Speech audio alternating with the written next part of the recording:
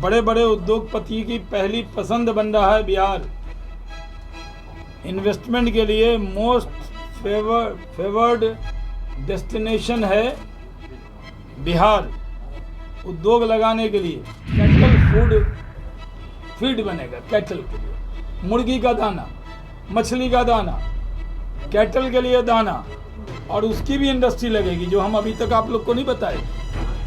तो किसानों को वाजिब दाम मिले, इस पर भी राजद को एतराज है। 700 रुपये, 800 रुपये, 400 रुपये में बिहार का मक्का गुलाब बाग से, पूर्णिया से, नौगछिया से, सहरसा से ट्रेन से चला जाता था बिहार से बाहर। अब वो बिहार में लगेगा, किसानों को दाम मिलेगा, इसमें राजद को क्या एतराज है। यूक्रेन और रशिया वॉर के वजह से महंगाई बहुत बढ़ी। तो आप सबका भाग है, हमारा आपका भाग है कि नरेंद्र मोदी जैसे नेता प्रधानमंत्री रशिया से भी तेल ले आए, नहीं तो कितनी महंगाई बढ़ जाती। नमस्कार, आप न्यूज़ फाउंडेशन देख रहे हैं। मैं हूं आपके साथ वंदना। बीजेपी प्रदेश कार्यालय में सहयोग कार्यक्रम में आज उद्योग मंत्री शहनवाज हुसैन शिरकत किए। वहीं मीडिया कर्मी से बातचीत करते हुए उन्होंने कहा है कि देश में महंगाई को लेकर के जिस तरह से विपक्ष हमलावर है, तो आप उनको बता देना चाहते हैं कि जिस तरह से रूस और यूक्रेन में जो युद्ध छिड़ा हुआ है उसको लेकर के महंगाई बढ़ी है। अगर जैसे ही युद्ध समाप्त होता है तो महंगाई को कम किया जाएगा। यही नहीं, उन्होंने ये भी कहा कि प्रधानमंत्री नरेंद्र मोदी ने हद तक के जो है वो महंगाई को कंट्रोल कर रखे हैं। आगे जैसे ही अगर इस सब मामलों पर सुलझा लिया जाएगा तो महंगाई को जो धीरे धीरे खत्म किया जाएगा।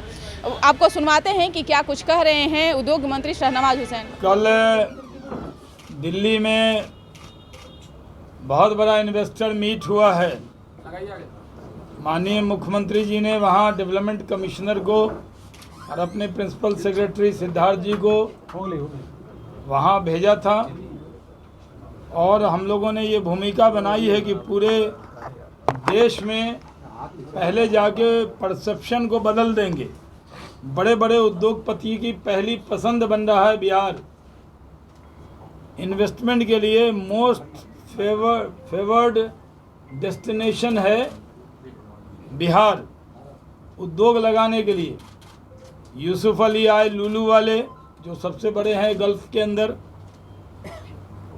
अडानी ग्रुप से आए, आईटीसी से आए, हिंदुस्तान लीवर से आए, सीमेंट की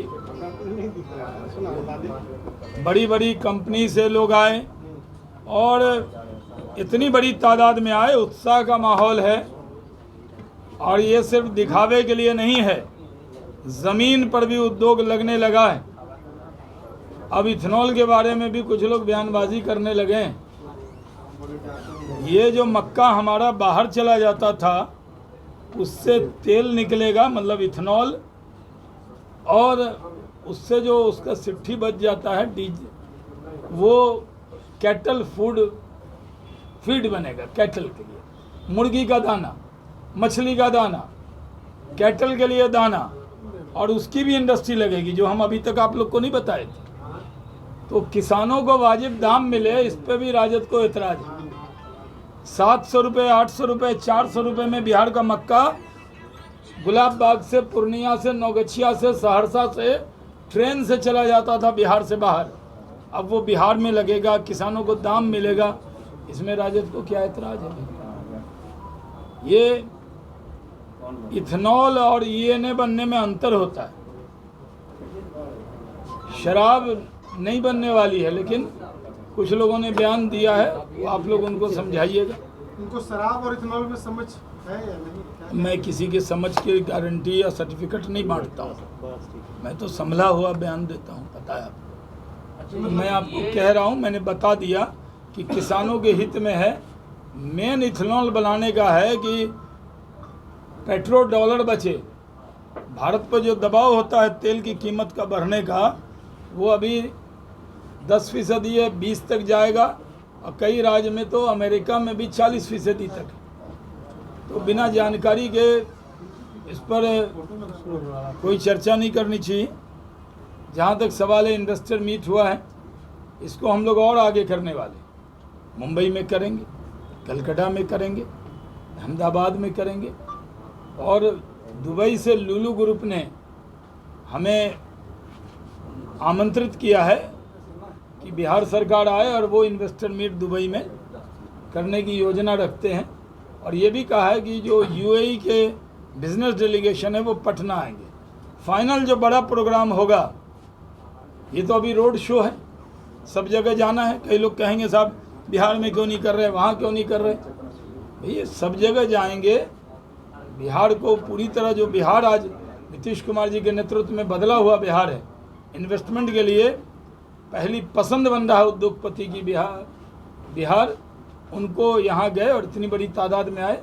हम बिहार की जनता की तरफ से उन सबका शुक्रिया अदा करते। और पटना में जब फाइनल करेंगे, माननीय मुख्यमंत्री जी से टाइम लेके, अभी उन्होंने मुझे ऑथराइज किया है कि सब जगह जाके इन्वेस्टर को लेकर आइए। उस काम में लगे हुए हैं और बहुत अच्छे से वो काम चल रहा है। उद्योग के बारे में बताया कि एक प्लांट उद्घाटन हो गया था आरा में।